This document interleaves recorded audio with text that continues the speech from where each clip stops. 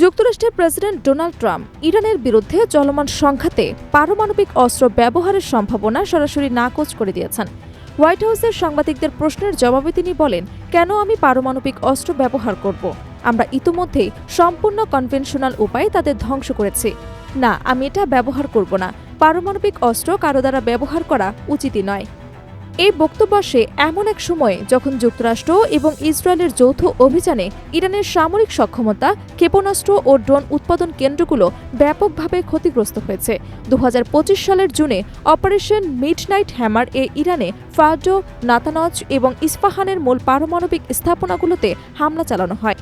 Trump প্রশাসন বারবার দাবি করেছেন যে এই অভিযানে ইরানের পারমাণবিক কর্মসূচি সম্পূর্ণভাবে ধ্বংস হয়েছে। তবে আন্তর্জাতিক বিশেষজ্ঞরা বলছেন, স্থাপনাগুলো ক্ষতিগ্রস্ত হলেও ইরানের ইউরেনিয়াম সমৃদ্ধকরণ কর্মসূচি পুরোপুরি নির্মূল হয়নি। ট্রাম্পের সাম্প্রতিক বক্তব্যে তিনি জোর দিয়ে বলেন যে ইরান কখনোই পারমাণবিক অস্ত্র অর্জন করতে পারবে না। এটি আমাদের নীতি। এই সন্ত্রাসী শাসন কখনো পারমাণবিক অস্ত্র পাবে না। তিনি আরও বলেন, যুক্তরাষ্ট্র ইতোমধ্যেই কনভেনশনাল অস্ত্র দিয়ে ইরানের নৌবাহিনী, ক্ষেপণাস্ত্র এবং ড্রোন সক্ষমতা ব্যাপকভাবে ধ্বংস করেছে। আমরা তাদের নৌশক্তির বড় অংশ ডুবিয়ে দিয়েছি, তাদের উৎপাদন কেন্দ্রগুলো ধ্বংস করেছি।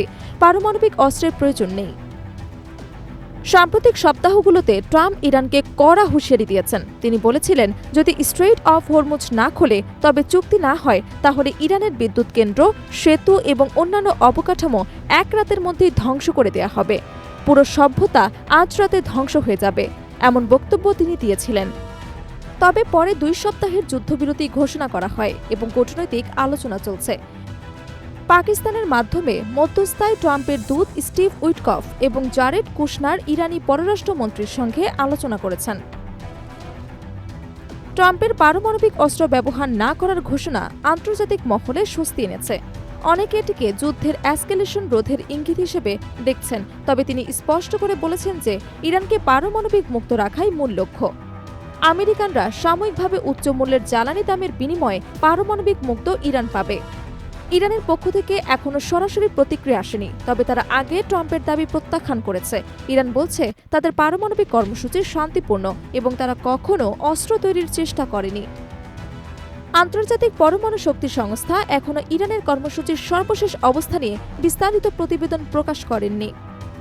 বিশ্লেষকরা বলছেন, ট্রাম্পের এই বক্তব্য যুদ্ধের বর্তমান পর্যায়ে কূটনৈতিক সমাধানের দরজা খোলা রাখার প্রয়াস।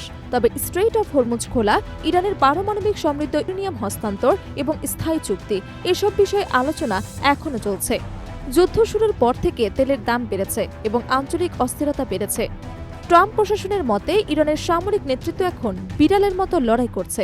তাদের শক্তি অনেকাংশে নিঃশেষ। তিনি বলেন, আমরা তাদের ধ্বংস করেছি, এখন তারা চুক্তি চায়। তবে ইরানের পক্ষ থেকে বলা হয়েছে যে তারা স্থায়ী যুদ্ধবিরতি চায়, শুধু অস্থায়ী নয়। এই সংঘাতের ফলে মধ্যপ্রাচ্যের মানবিক সংকট তৈরি হয়েছে। তেহরান সহ বিভিন্ন এলাকায় হামলায় বেসামরিক হতাহতের খবর এসেছে। আন্তর্জাতিক মানবাধিকার সংস্থাগুলো উভয় পক্ষকে সতর্ক করেছেন যেন বেসামরিক অবকাঠামোগুলোতে হামলা না হয়।